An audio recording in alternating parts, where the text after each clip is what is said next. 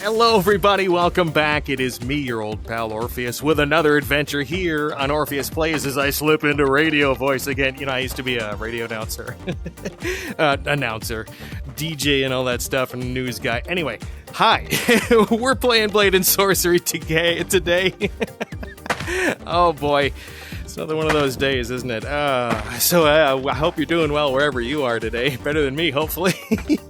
And we're going to get things kicked off here in a minute. But whether it's day or night, whether it's the future or the past, I welcome you to my little gaming experience here on Blade and Sorcery. And we'll try to have a little fun. And I want to discuss something today that is kind of interesting and really not that deep, but it's kind of deep. Anyway, it is the concept of... No, wait, I'll get to it in a second. We are in survival mode here in the marketplace. Like you know, we got 3 weapons that come out at random. You'll notice some different weapons here. I have a couple of mods, obviously, for weapons. I've got like the Ultimate Fantasy one and the Longsword Mega Pack and I think some ninja weapon. Anyway, whatever. I've got a bunch of stuff. So we're going to get things kicked off here today. What am I going to choose? What is this? A burial sword. Well, that's pleasant. It's got a nice little design on there. A little Celtic thing going on, yes. All right, another good day for murder. By the way, this is a new VR headset that I got. It is obviously a Quest 2, but I got it so I had a backup so I could keep making content for you. Because in case I was like, the other day my headset got a little weird and I was like, what if this goes bad? Anyway, first traditional slow motion kill of the day. What are we going to try to do? Is he going to do something interesting? Yeah? Oh. What is going on? Wow. Okay. Is he dead? He is definitely dead. All right, now with that out of the way. Yeah, but this is a new headset, so I apologize for any weirdness that goes on. Any skipped anything. I don't know if I've got the settings done correctly yet. Wow, what's going on? I can't chop their heads off today. What is going on, man? Burial sword. Ironically, not very good at killing people. But I can hit him in the face with it. How about this? Let's do a little dueling action. Little rapier action here. Oh. Yeah, you like that, don't you? A little flick, and he's dead. So anyway, what I want to talk about today is something... I was thinking about it because... I have a shipment that's supposed to come in today, and it's from an online retailer that's, you know, become rather big lately. I'm not going to go into it. Where's my next victim? Oh, hello. It's from an online retailer, and they have these pocket watches, rather cheap, like astoundingly cheap. And it's like, okay, and I know they're kind of crap watches, but that's not really what I'm interested in. I like collecting watches, and specifically, I like collecting pocket watches. Now, oh, and there's our drama queen of the day. Refused to get off screen. Ding, ding, ding. Anyway, so yeah. Oh, into the Brad with you. That's our pit. It's named Brad, in case you didn't realize. Anyway, so it was kind of like an accidental thing when I was growing up. My grandfather gave me, it was like one of those watches that he got when he was younger. It was a pocket watch, a wind-up one, had a little train on the back of it. You know, it's your basic cheap wind-up watch, but it was pretty cool because it was the first thing that I ever got from my grandfather. And so it was like, oh, cool, right? So I put that thing through all sorts of abuse. Like I'd wind it up and put it in the freezer, see how long, you know, like, I wonder if it will still tick while it is frozen, you know, that kind of stuff. I mean, give me a break. I was younger. Anyway, so I used to do that. I'd like swing it around to see how that affected it and everything. I've still got that pocket watch today. And so I still kind of, it still works. It runs a little fast now. After being abused for, oh my god, you know, a long time. Anyway, so it also happened that I started like collecting regular watches, and I had a really nice watch set. What is this? Oh, it's a Scottish broadsword. Great. You know, I'm Scottish myself. Anyway, hello to anyone from Scotland. Good to see you. Anyway, so I used to have a whole bunch of nice watches, and before you get all like, oh, a bunch of nice watches. No, they were like things like, remember swatches? I think they still make them today, but a swatch is a Swiss watch. It's made out of like plastic, and they have all these cool designs on them and stuff. And so they have all these cool designs on them, and you can get them just in so many colors and styles and anything. Well, back when I was, in my teens, those were all the rage, right? And they weren't ridiculously expensive, but they were like, still a pretty prime watch to have. And I had like a half a dozen of them at least, and then I started just like going, I really like watches for some reason. Now, this is something that goes along with my autism, and I'll briefly explain it, because I don't want to make this video about autism necessarily, but it is, it is somewhat of a quirk from my autism, and it is this, it's collecting things, right?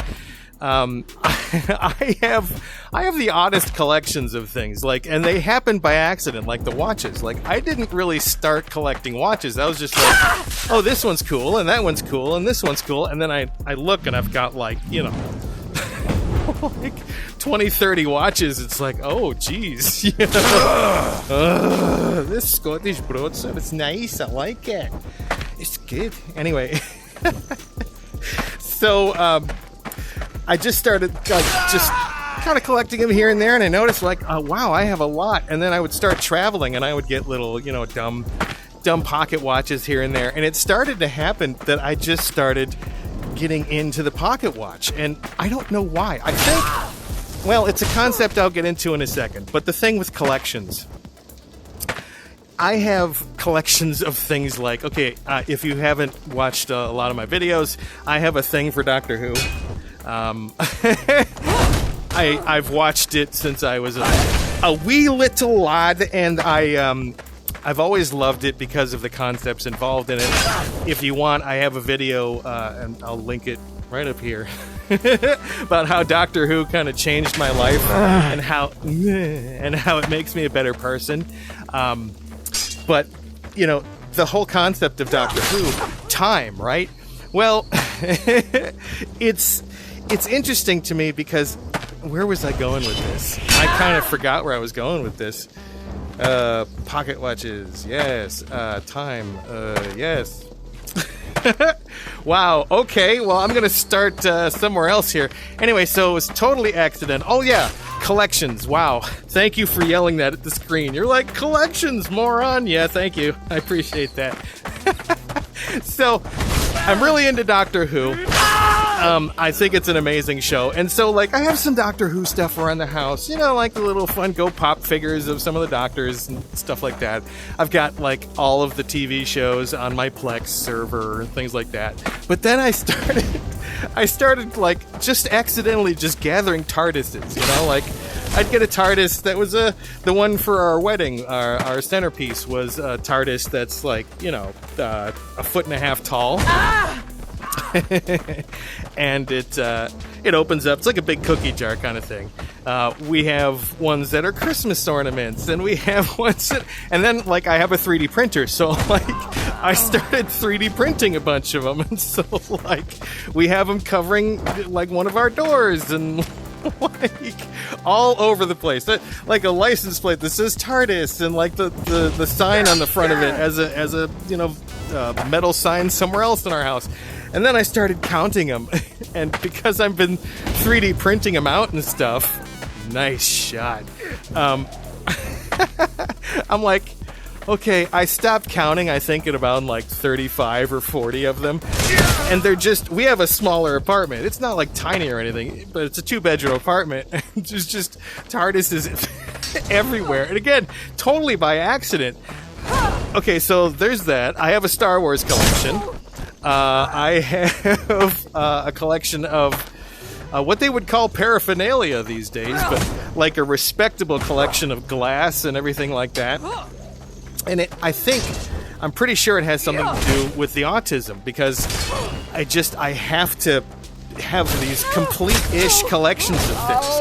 Like, I could have rented or bought 1 or 2 seasons of MASH, or I could have gone online and downloaded them in mildly illicit ways, but instead I wanted the entire thing, so I went and bought the box collection, right? The whole thing at once. So it's like collections and me, I just have a thing, and it's an odd fixation that I have, like to the point where I'll arrange them in lines and ooh, both of you, nice. I'll arrange them in lines and look at them and stuff. Anyway, if that's something you deal with, please let me know in the comments.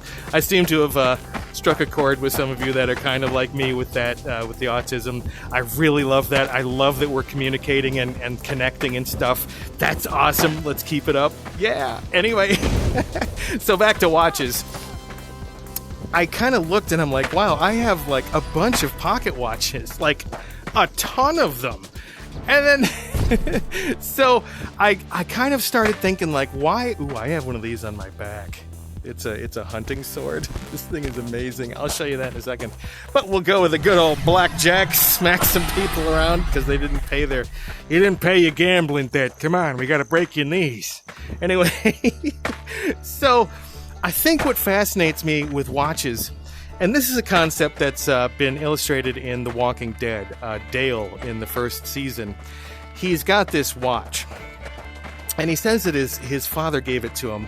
And it's been this watch that's been in the family for centuries. Well, generations, not centuries. Anyway. And he gives him the concept that, like, inside this watch, embodied inside this mechanical thing, is the lives, the hopes, the dreams, the entire existence of several people, of all sorts of people, of everyone, right? Because it keeps track of time, and it travels through time with people. So he said, I'm going to give you this watch, not so you remember time, but that so once in a while you can forget about it. And realize that there's history and heritage and an amazing world around you that creates it. Okay, so I started thinking about it, and this goes back to the Doctor Who thing, because it's a great way to explain sort of where I'm going to go with this. Ooh, chin shot. This thing's nice. Let's do a little slow motion pop with it, see how hard it can hit. Oh, your jaw, you're going to be eating through a straw. Anyway. So, here's the thing. Time fascinates me because it doesn't actually exist. Now wait. You're like, of course it does, Orpheus. Watch, look, I can tap the screen here and your video's this long. Okay. Well, here's the thing. Other concepts like physics or quantum mechanics or evolution or biology or chemistry.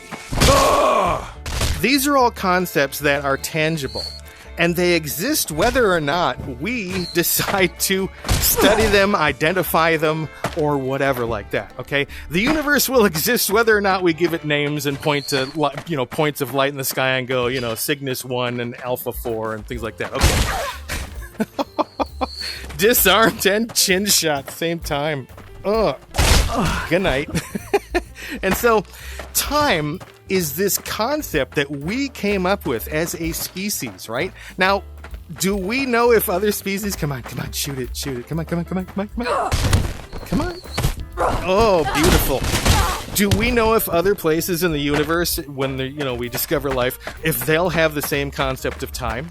Because time is this interesting thing, right? Why do we have the concept of time as a species? Well, okay. So when you want to measure out when things are going to happen, and early man had to have noticed this, right? That things happen with a frequency.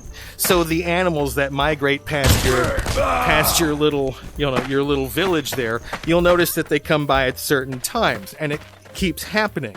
And you'll notice maybe that it starts happening in correlation to or relation to, when it gets colder, when it gets warmer. And if you're a little bit more astute and, back in times when there wasn't any technology, they were very in tune with their environment. So they would notice the sun coming up from different places, at different times, and those were correlating with the temperature, and those were correlating with the animals, right? And so they started to get this concept of anticipation. Okay? Now, the concept of time and anticipation is something that completely separates us from almost every other species on this planet, and it bases itself in something called object permanence. Right? So, babies are a great example of this, or dogs. You've probably seen those videos with dogs and their owners. So, they'll have the dog sitting like in the living room, right? And they'll have the owner in a doorway with a towel or a blanket. And they'll fool the dog. They'll go 1, 2, 3, and then they'll drop the towel and duck out behind the door, and the dog will freak out. Right? The dog's like, do not understand this magic trick. What is going on? Right? Because they're like, in their mind, you just disappeared, right? And babies, another great example of this. And it's because, like, when a kid, like a baby, drops their block or a toy or their bottle or something off of a high chair, or, off the couch or something, the reason they lose their mind when that happens is because suddenly for them, psychologically, that thing is gone, right? It no longer exists in their mind because they don't understand time. They don't know what time is, so they don't understand that object will be back and coming back at a certain period. You know what I mean? Like if they see it fall, but they don't know where it is, they develop this idea of it still is there, but they also develop that passive idea of time because they understand that at some point it will probably be back. Okay, well, that idea is pretty much only a human thing. I think there are other species like some chimpanzees and higher apes that have the idea of object permanence at least, and I think maybe of time. But it may be more of like, I don't know. Again, that understanding your environment and knowing when it's feeding time or time to interact with your handlers or whatever. But time. Why does it maybe not exist? Well, not only did we create it, okay? There's always a wand on this table. What is this where the wizards have lunch and one of them just forgot? Is there a lost and found here somewhere? Anyway, so let's get a little smash. Oh, yeah, 2 and 1. Woo! So, time. We created it. But why is that important? Well, because scientists can't really put a pin on it, right? You can't really define it as well. Okay, we have people tripping and breaking their necks. Did you know accidents are the #1 cause of death? And anyway, so how about this? We'll start with this. We'll start easy. We'll start kind of at the beginning here. I'm going to ask you a question. If you had to define what time is, what is time? Okay, I'll give you a sec. Okay, so what is time? Can you define it without using referencing time itself? Like, it's when the momentum of it's when you go forward in days, and it's a measurement of when things happen and how frequently. No, well, okay, so it's pretty complicated, right? You can't. Ow, you bastard! You can't really put a specific definition on it, right? Well, scientists are kind of having the same trouble because the only way that we really have to measure that time is a thing is because of a concept called entropy. Okay? Now, entropy I'm going to boil it down as simple as I can. Entropy is basically things get more random as time goes on, but things progressively get more random and things change positions all the time, and they will continue all the time. See, you can't even do it without saying time. It's so ingrained in so it is just that molecules or particles or clouds or things with inertia, right, will act in a certain way, and it will get more random as things progress. Okay, that's entropy.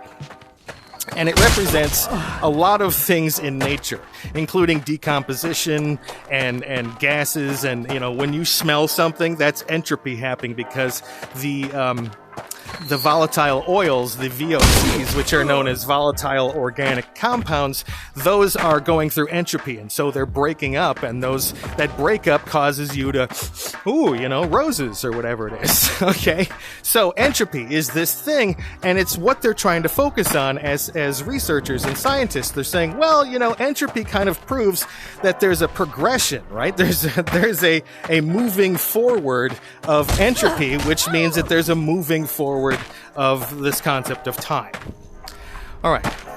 Well, as we're starting to unravel this more, there is a freaky, spooky, weird thing, and Einstein himself described what's, I'm going to say, as spooky action at a distance, and that is quantum mechanics, right? Quantum mechanics is probably one of the strangest things, that when you get down past the tiniest thing that you can imagine into what they call string theory, which would be like, tiny little things, strings of reality that control things in the universe. They're supposed to vibrate at certain frequencies and, create reality as we know it. It's pretty deep, man. Here, there you go. Here, pass it on. Anyway, I can use a broom, sickle. These kind of suck. It's just a good old club. We'll go from a blackjack to a good old cudgel here. Yeah. So, so the concept of entropy. Well, okay. So quantum mechanics.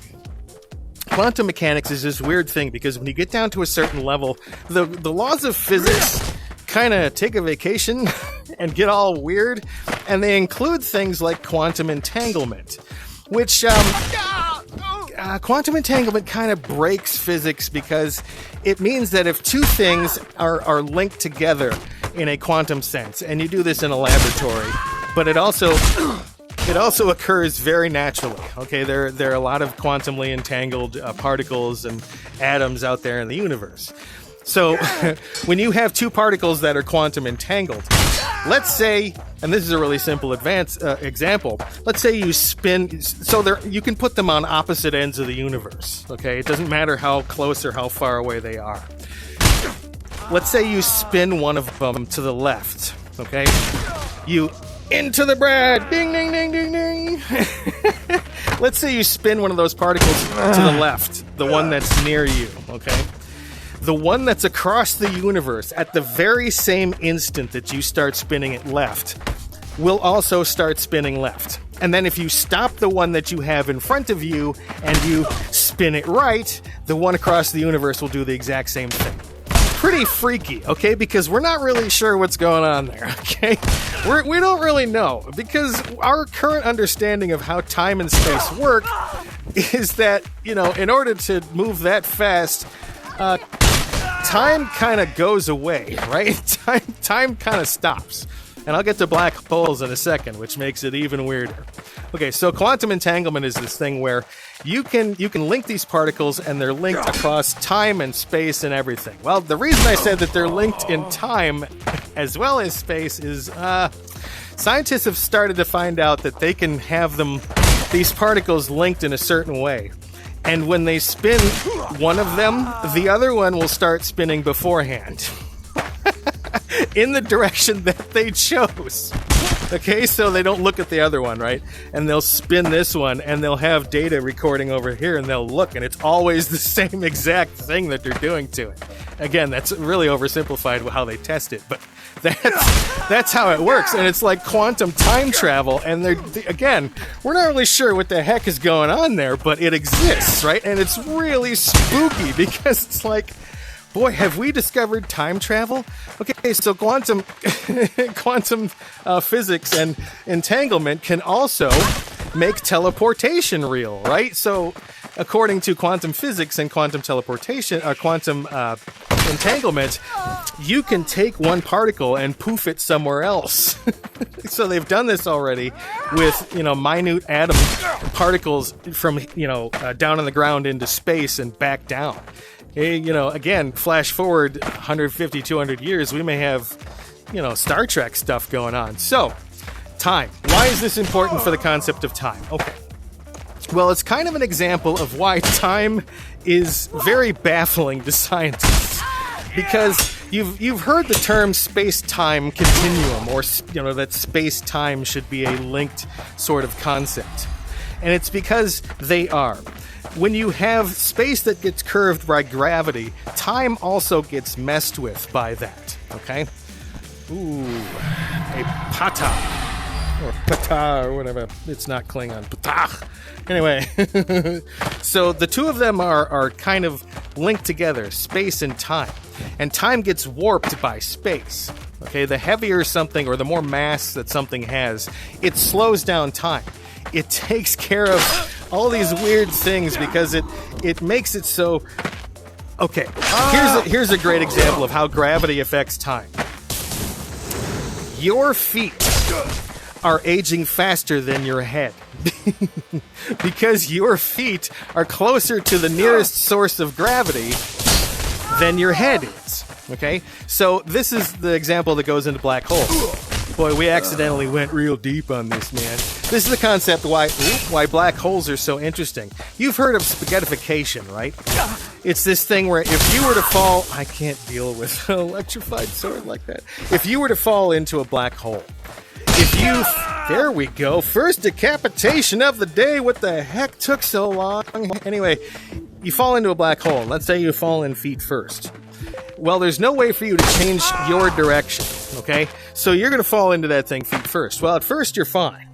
But as things progress, you start noticing your feet start getting a little further away, okay? And you start noticing a little bit of pain.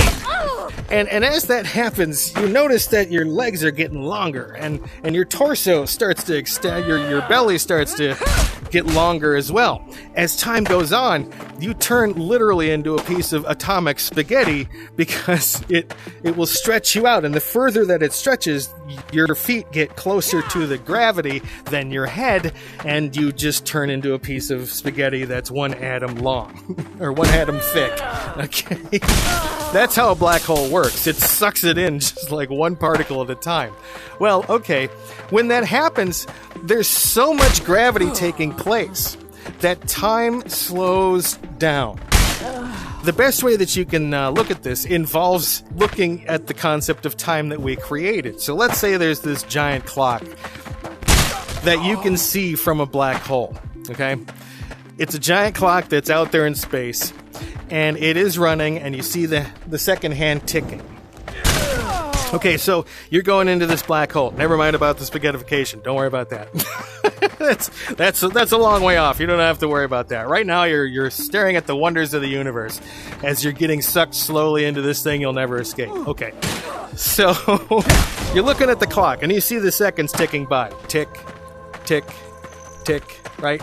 As you go further towards what's called the event horizon, which is the point of no return, right? It's where nothing can get back out. It's where not even light can come back out and escape.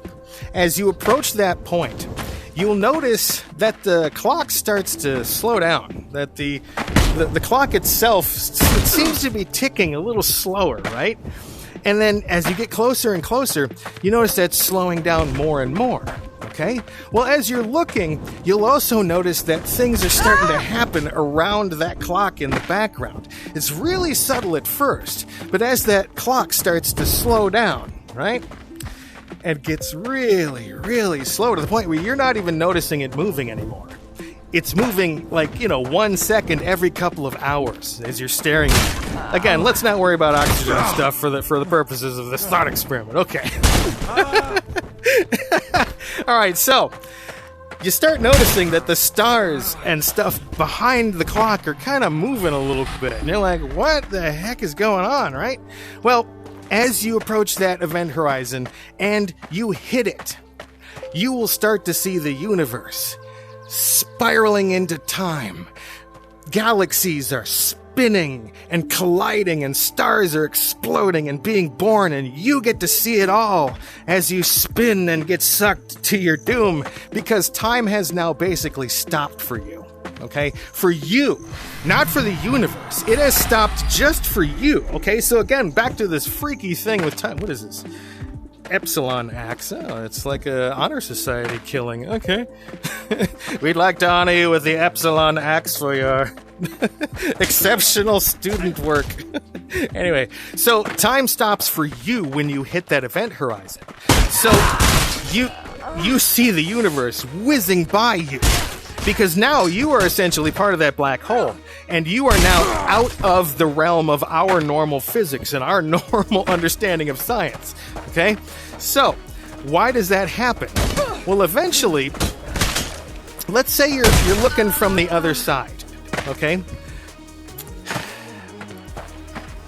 If you see someone that's falling towards a black hole, right there, you see that clock, but they're staring at it, so you see the back of the clock, right?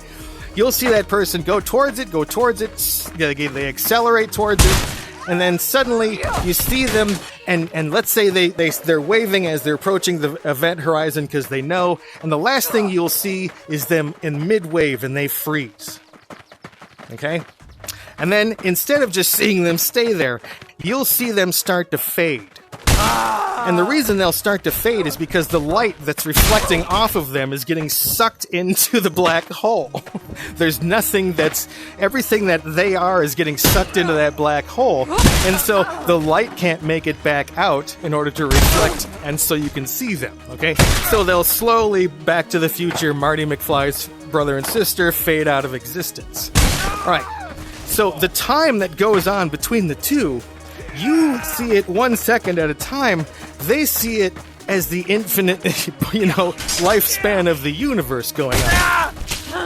Now, time in relativity in space, TARDIS, okay? This is why that name is so interesting, because it defines what's going on.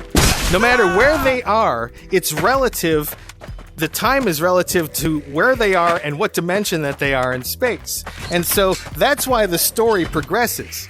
That's why they get older, but, they can jump back to where they are because they are the ones that are aging along in that relative portion of the universe, which is what the TARDIS essentially is. It's a pocket bubble with a black hole in the middle of it. Well, yeah, basically.